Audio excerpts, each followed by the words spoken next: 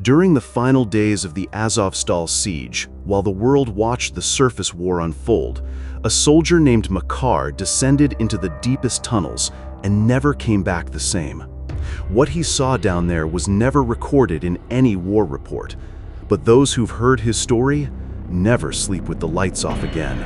The Azovstal Iron and Steel Works was once a titan of industry, a Soviet-era complex built in 1930 that transformed Mariupol into a crucial industrial hub. What most people don't know is what lies beneath, a sprawling network of reinforced bunkers and tunnels stretching over 24 kilometers underground, originally designed to withstand nuclear strikes. But according to local legends, their foundation was laid over something far older. Back in the 1930s, during early excavation, several workers mysteriously disappeared. Reports mentioned sudden cave-ins and optical illusions in the darkness, shadows that moved against the light. One archived Soviet note stated, "Area C-12 is closed indefinitely. Unexplained phenomenon. Personnel rotation advised." No explanations were given. Fast forward to spring 2022. The Azov Regiment had made their last stand inside Azovstal. Shells rained from above, and the industrial surface was scorched into ruin. But beneath the twisted metal and rubble, over 2,000 soldiers took refuge in the cold, dark maze below. Makar was a combat medic, stoic, rational, the kind of man who didn't blink at gunfire or death. But his unit noticed something change after he volunteered to explore a collapsed corridor, one that hadn't been used since Soviet times. He was gone for 4 hours. When he returned, his eyes wouldn't meet theirs. His voice trembled. He kept whispering things under his breath, things in Russian, Ukrainian, and something else, a language no one recognized. His squad tried to joke it off. "Azov ghosts got to you, brother?" But one night, Makar snapped. He pointed at the wall and screamed, "It's watching!" firing his pistol into the concrete. When they tried to restrain him, he begged them not to sleep. "It moves when we dream," he whispered. One of the soldiers, call sign Raven, took Makar's old helmet cam footage. It was corrupted, mostly static, but one frame stood out, a flicker of a figure, white and thin, crawling upside down on the ceiling. Frame by frame, it vanished into the wall. That same night, Makar disappeared. No blood, no signs of struggle, just his empty boots and dog tags. Word of Makar's disappearance spread quietly. No one spoke of it over comms. It was just another line in the unofficial logbook of things Azovstal swallowed. Raven couldn't let it go. He started mapping out the corridors Makar had walked through. Deep in Sector D, past the old generator rooms, there was a sealed hatch, Soviet markings worn out by time. No record of it existed in any known blueprint, yet Makar's path led straight to it. On the third night, Raven and 2 others, Ilya and Piano, pried it open. A gust of cold, iron-scented air hit them. "Smells like a grave," Piano muttered. They descended. The tunnel walls were lined with archaic wiring, outdated even by Soviet standards. A dull hum filled the air, not from machinery, but like breathing. The deeper they moved, the more time seemed to blur. Their watches glitched. Raven's compass spun in lazy circles. Piano began humming songs he claimed he didn't know. Then the lights died. Ilya lit a flare. In the red glow, they saw marks on the walls. Dozens, no, hundreds of claw-like scratches. And symbols, not Cyrillic, not Latin, something older, something etched in panic. Raven tried to radio up. Static. Then, through the white noise, a voice, whispering his name. Not yelling, whispering, like someone was leaning inches from the mic. They turned to leave, but Ilya froze. Ahead, a silhouette. Human-shaped, but wrong. Its head tilted too far to one side, limbs twitching like a puppet on tangled strings.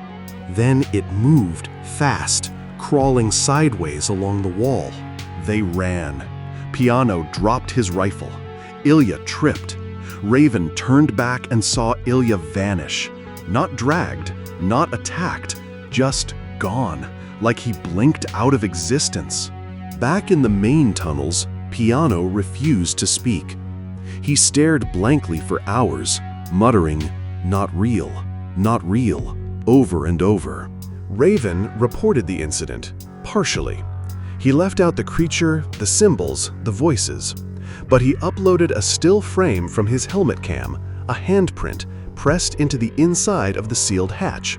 Human-sized, but the fingers were longer, much longer. Back on the surface, things began to unravel. It started with the radios.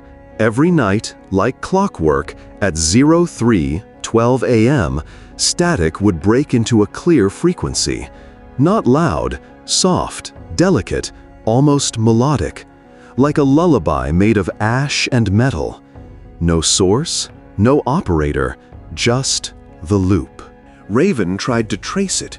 He used spectrum analyzers, loopback devices, even wired into old Soviet relay boxes. Nothing. But every time he tried to record it, the files corrupted. Not with noise, with silence. Digital black holes. One night, a young engineer named Sava couldn't take it anymore. He screamed into the radio, begging the voice to stop. The next day, he didn't show up for roll call. His bunk was empty. His boots sat neatly under the bed, untouched. On the wall, scribbled in black grease pencil, I heard her name. From then on, the whispers began to carry shape. Words, phrases. Come closer. He still waits. There's a door in the dark. A medic reported hearing her dead brother calling from the pipes. A sniper said the shadows moved just before he blinked.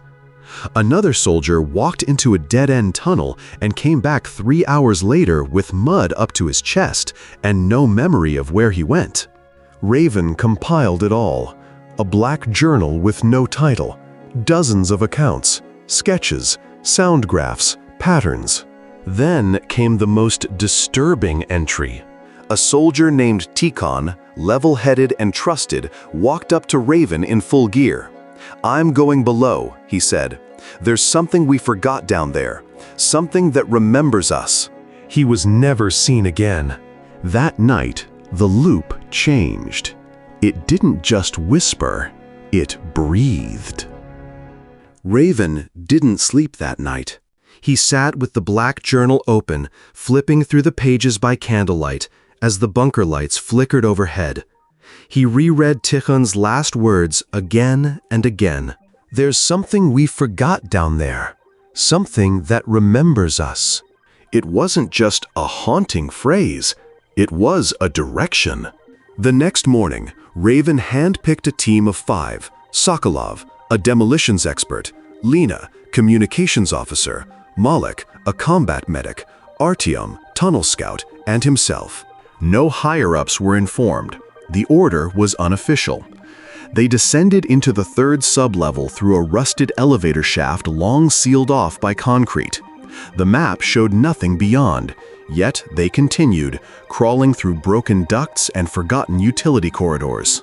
As they entered the undocumented section, all signals cut. Radios dead, flashlights flickering. The air turned metallic and wet, not from moisture, but like breathing through iron shavings. Their boots echoed too long on the stone floor, as if space bent around the sound. Then they saw it. A door, twice the height of a man, made of black steel, covered in markings that pulsed slightly, like veins under skin. No handles, no hinges, yet it stood ajar, just wide enough for a man to pass sideways. Inside, the temperature dropped. Breath crystallized. Sound dulled. The room was spherical, a perfect dome. In its center, an altar. Not a religious one. This was something else. a pedestal carved from old stone, etched in spirals that defied geometry. Above it, nothing. And yet, Raven felt something pressing down from above, like an invisible weight watching. Malik touched the pedestal. He froze. "It's vibrating," he said softly, then screamed. A flash of light filled the room, not blinding, but emptying. It felt like every memory, every dream was being pulled into that moment. Raven staggered. When his eyes cleared, Malik was gone. No blood, no sound, just the pedestal, now slightly tilted. Artyom whispered, "We should leave." But the door was closed, not sealed, gone, as if it had never been there. The whispering returned, not from radios, but inside their skulls, like memories that never belonged to them. "You came back. We remember your bones." The price was never paid. Lena fell to her knees, reciting numbers, random at first, then coordinates. Sokolov began dismantling his rifle silently, piece by piece, placing it around the altar like an offering. Artyom stared at the ceiling, mumbling in a language no one knew. Raven wrote. He opened the journal and wrote everything, not to survive, but to anchor himself. Each word was a tether to reality. And it worked. The voices weakened. The dome vibrated. And with a final phrase etched into the stone, "Remember us in war, or we return in peace," the air shattered like glass. They awoke at sublevel 1. No elevator, no journal, just the memory. Only Raven and Lena made it back. Sokolov, Artyom, Malik, never found. And yet, every night at 3:12 in the morning, the loop continued. They returned to the surface like ghosts. No one asked where they'd been. No one noticed the time they were gone. According to the base logs, they'd never left. Raven and Lena were listed as on rest shift. The remaining 3 soldiers, Sokolov, Malik, Artyom, were marked AWOL. But the 2 survivors knew the truth, and whatever it was they had witnessed, it hadn't ended. It had only been remembered. Lena stopped talking altogether. She stared at walls, whispered numbers, and traced spirals into her food trays. Medics moved her to the infirmary, then later, away from Azovstal. Her file was sealed. Raven, however, received a letter. Unmarked envelope. No return address.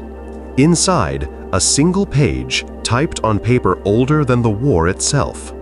Faint watermarks suggested government classification. "You opened what we buried. We sealed it, not out of fear, but mercy. The choir project was shut down in 1957. No further attempts should be made." Below that, a signature. It wasn't a name, just a glyph, an inverted triangle inside a circle with 3 dots in the center. Raven burned the letter. But it didn't end there. That night, in his quarters, he found the journal. The black one, the one that had vanished. It sat on his bed, open to a page he hadn't written. "We are not history. We are memory. Memory persists." And beneath those lines, new handwriting, one he recognized instantly.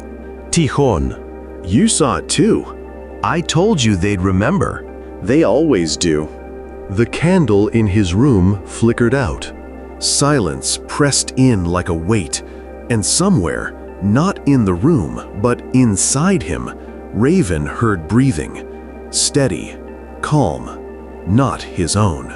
And from that night on, every mirror reflected his face with a delay. Somewhere near Mariupol, USSR, October 1957. The ground shook for the 3rd night in a row, but not from bombs or drills or industrial noise, This was something deeper, subterranean, rhythmic, like a breath. Inside a bunker 60 meters below the surface, 8 men in Soviet uniforms stared at an audio recorder. No one spoke. The reel spun. The sound played again. A voice. Human. Female. Except they hadn't sent anyone down there. «Я вижу вас. Вы не должны были приходить». One man vomited. Another, Colonel Yakimenko, simply lit a cigarette and muttered, "This is what happens when we dig too deep." They called it Project Choir, a Cold War experiment to weaponize resonant sound. Inspired by Nazi acoustic warfare theories and Tesla's suppressed notes, the Soviets tried to build an underground array that could store and transmit frequencies beyond human range. At first, it was about breaking enemy morale, then about breaking reality itself. They used volunteers, then prisoners, then people who would never be missed. The array was built beneath a steel factory, hidden by industrial noise, forgotten by design. No maps marked it.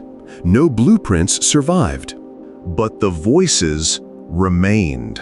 They started after the 5th human test. Subjects reported dreams that weren't theirs, memories that never happened, and songs in languages no one recognized.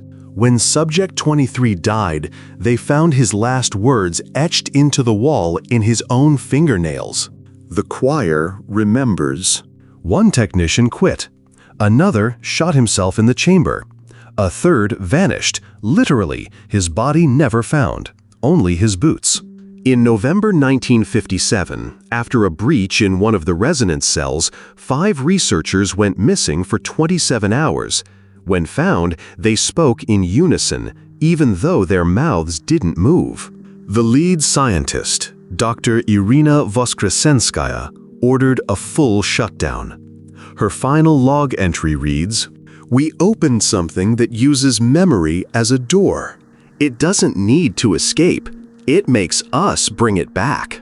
The site was sealed, documents classified. The name Project Choir was never spoken again, except by the ones who still heard it in their dreams. Unpublished interview, USSR Internal Archives, December 1961. Subject 23, male, 34, former lieutenant, sentenced for treason under false charges, chosen for Project Choir in exchange for pardon. A tape was found years later, locked in a rusted steel box, marked only with a red number, 23. No date, no signature, just a voice. They told us it was a dream experiment, that we'd listen to sounds, maybe sleep. But it wasn't sleep. It was inside me. Silence. Then the voice returns, a little cracked. At first, there was nothing. Then, a song. Not human, not electronic. Like the place itself was remembering. They showed me things, my childhood, but twisted, more blood. My mother faced the wall. She never turned around. Then I saw cities, not ones I'd ever known. Bone towers. Men with no eyes. And a single voice. Not many, not whispers. One voice made of millions. I wasn't supposed to leave the chamber. They thought I was dead. I heard them talking through the glass. But the voices inside didn't want me dead. They wanted me to remember. When the walls began to melt, when the steel turned to breath, I escaped. And that's when I saw her. They called her the Other. Not a woman. Not a ghost. She was like a mistake in the mirror. She sang without a mouth. She stood without a body. The voice grows faint, like it's trying not to be heard. She's not just inside the factory. She's under everything, beneath every step we take. The last thing I heard before it all went black wasn't a scream. It wasn't a gunshot. It was a whisper. You are our voice now. Arthur adjusted the straps of his gear and gave a quiet nod to Lieutenant Harris. The corridors beneath Azovstal had narrowed. No more lights, just the uneven echo of boots on concrete and the constant, unnerving drip of unseen water. Somewhere in the dark, the layout had shifted. Maps no longer matched. The Americans' motion trackers blinked erratically. Still, they pressed forward. Then, Harris raised a fist. Everyone stopped. A sound, like breathing, but from the walls. Suddenly, the light on Private Morales' rifle flickered and died. Then another, and another. One by one, the LED lights began to fail, but the night vision still worked. Through the green hue of the goggles, something appeared at the far end of the corridor. A figure, not approaching, not moving, just standing. "Identify yourself," Harris called out, switching to Ukrainian. No response. Then the figure stepped back, not walked, but glided, disappearing into the wall itself like smoke being sucked into stone. "Eyes on, keep moving," Harris barked. But something had changed in Arthur's breathing. He hadn't said a word, but his pulse had quickened. "Did you see that?" Morales whispered. "No footprints, no reflection. It didn't trip infrared." They advanced. The air got warmer. Metal walls gave way to stone. Not concrete, real stone. Ancient, cut and shaped long ago, yet deep beneath a Soviet-era factory. "Sir," one of the Americans pointed his flashlight up. Above them, inscriptions, carved into the stone in a language no one recognized. Circles, eyes, a single downward triangle. Arthur reached out and touched the wall. The moment his fingers made contact, everyone heard it, a low, vibrating hum, like the factory itself was alive, a pulse, not in the ears, but in the chest. Then Arthur spoke. "This place remembers." Not a whisper, not a thought, a voice not quite his. His pupils were dilated. Sweat formed at his temples, but he wasn't scared. "She's listening again." Arthur stood frozen. The others watched him, rifles half raised, unsure whether to protect him or protect themselves from him.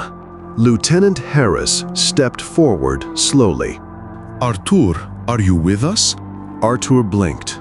Once, twice, then let his hand fall from the wall. He exhaled, like waking from a deep dream. "I'm fine," he muttered. "Just dizzy." But they weren't convinced. Still, the team pressed forward. The corridor narrowed again. Lower ceiling, tighter walls, the smell of rust and earth mixing with something sour, chemical. The stone floor ended at a broken staircase leading down into blackness. Private Morales scanned the area. "Sir, this wasn't on the blueprints. These stairs, they're not Soviet. Look at the cut, it's ancient." They descended. Down here, the air was thick and warm. No wind, no ventilation. But somehow, the sound of distant footsteps echoed. Theirs and others. Then, a scream. It wasn't loud, it wasn't close. It sounded like it came from within the stone. "Turn back." A whisper. But not in English, not in Ukrainian. Something older. The soldiers paused. Harris signaled a halt. "We regroup. Check vitals. I want a full scan of..." But Arthur was gone. The team turned. No trace. No sound of running. Just gone. "Where the hell?" Harris started, raising his weapon. Then a light flared ahead, a red glow, faint like the embers of a dying fire, and from within it, a shadow stepped out. It was Arthur, but not. His uniform was soaked, like he'd been standing in water, his face pale, his voice flat. "It's not just a bunker," he said. "It's a chamber of memory, a vault." "Memory of what?" Harris asked. Arthur turned slowly, looking at each man. "They built over something. They always do. Factories, fortresses, they don't know what they're burying." His eyes flicked toward the glowing red. "But it doesn't forget." They followed Arthur deeper. The tunnel curved sharply and then opened into a wide chamber. It wasn't natural, but it didn't look man-made either. The walls were carved, not built. Ancient patterns, symbols no one recognized, spiraled along the stone. They pulsed faintly, like veins under skin. No one spoke. In the center stood a slab, obsidian, perfectly flat, floating inches above the ground. Beneath it, a pit, circular and dark, darker than darkness. Arthur stepped toward it. "Don't," Harris ordered, but his voice came out hollow, thin. Arthur didn't react. He knelt by the edge and whispered, almost lovingly, "This is where it began." The rest of the team formed a circle, weapons drawn. The air trembled, like the moment before lightning strikes. And then, images. Not with their eyes, but behind them, in their minds. Flash! Men in gas masks dragging bodies into the pit. Not recent, old uniforms, Cold War era. Flash! Rituals. Soldiers standing in a circle, chanting in monotone. One steps forward and leaps into the dark. No scream, just silence. Flash! A door beneath the slab, sealed with bone. The team staggered back. Private Cho dropped his rifle and clutched his helmet. "It's in my head," he gasped. "It's inside." Suddenly, the obsidian slab cracked. Not with sound, but with feeling, like their hearts skipped in unison. A thin line of red light appeared along the fracture. Harris grabbed Arthur and pulled him back. His skin was ice cold. His eyes rolled upward for a second, then focused. "They didn't build Azovstal to survive a siege," Arthur said slowly. "They built it to keep something in." The chamber rumbled. Something shifted beneath the pit. No form, no face, just weight. A pressure that had nothing to do with gravity. Then, a whisper. This time in English. "You opened the door." The whisper echoed long after it was spoken. "You opened the door." Private Donnelly raised his rifle toward the pit, hands shaking. "Who said that?" But no one answered, not with words. Instead, a pulse. Low and rhythmic, like a heartbeat inside the walls.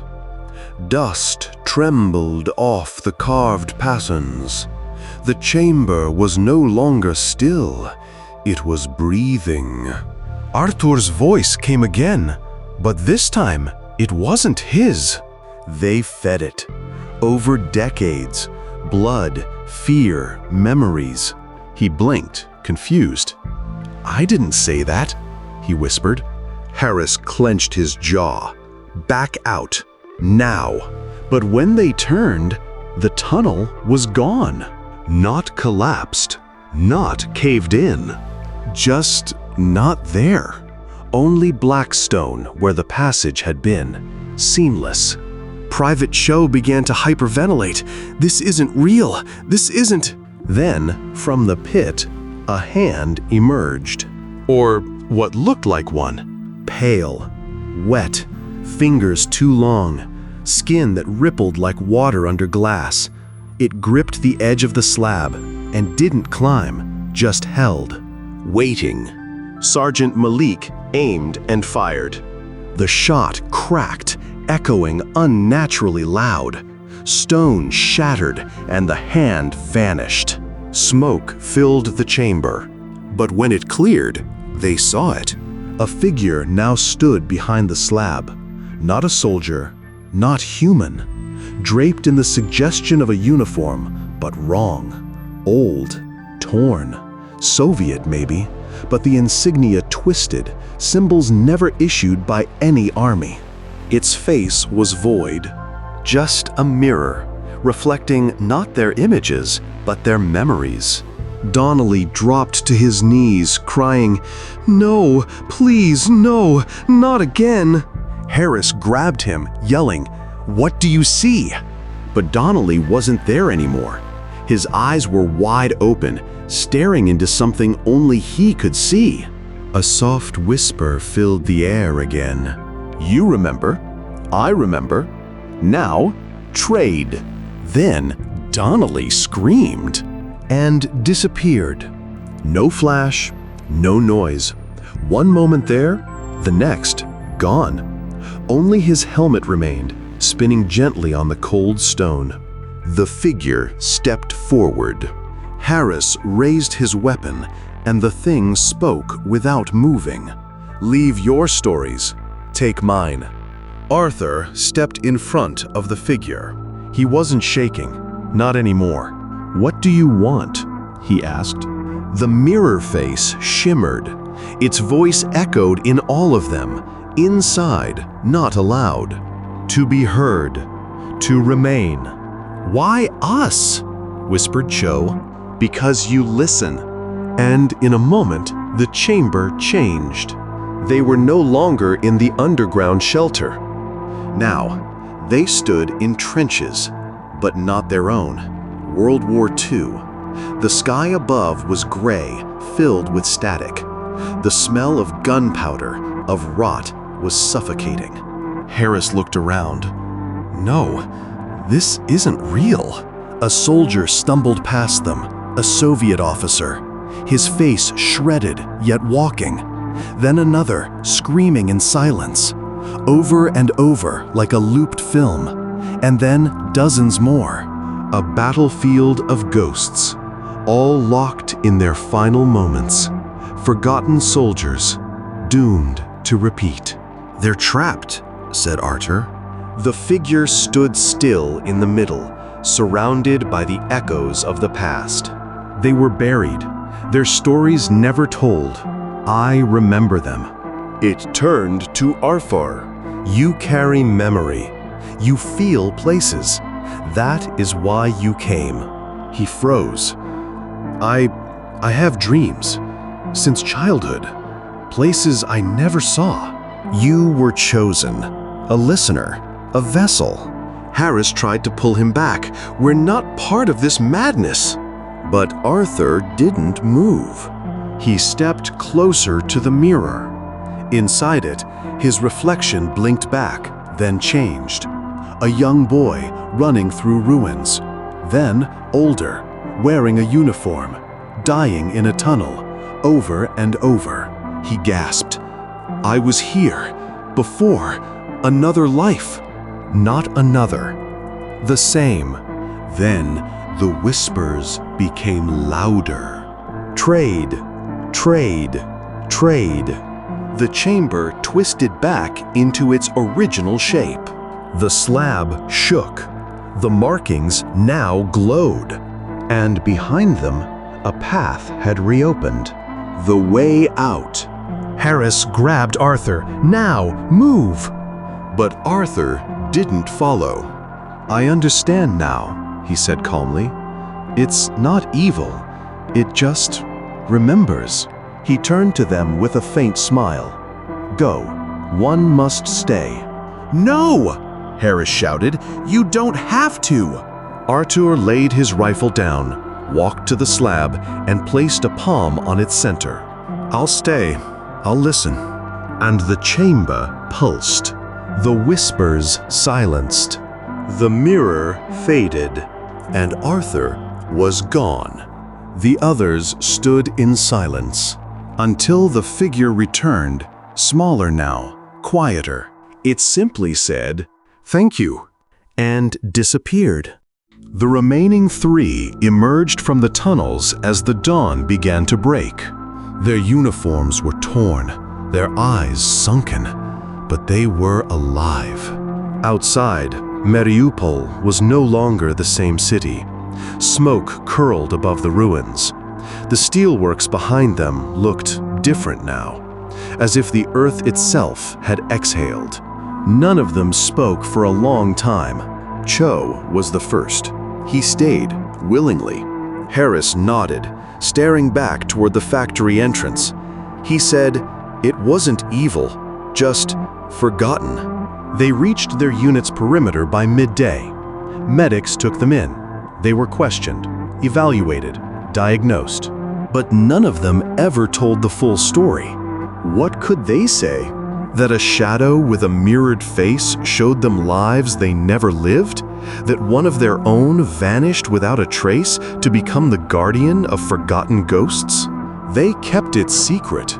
Yet, something had changed in all of them. Cho started drawing again. Always the same image, a figure at the end of a hallway, watching. Harris began recording old military diaries, from wars most people forgot. His voice trembled when he read, as if someone else whispered with him. And Dr. Miller? She left the front, became a teacher, and every year, on one specific day, she would light a candle. No one ever asked why. Years later, in a museum built on the ruins of the steelworks, there stood an unmarked statue. It wasn't listed on any tour, no plaque. Just a cold steel figure, its face polished to a mirror shine. Visitors often paused. Some claimed they heard whispers when they stood close. Others saw reflections that didn't belong to them. And sometimes, just sometimes, a child would stop, stare at the statue, and whisper, "I remember you."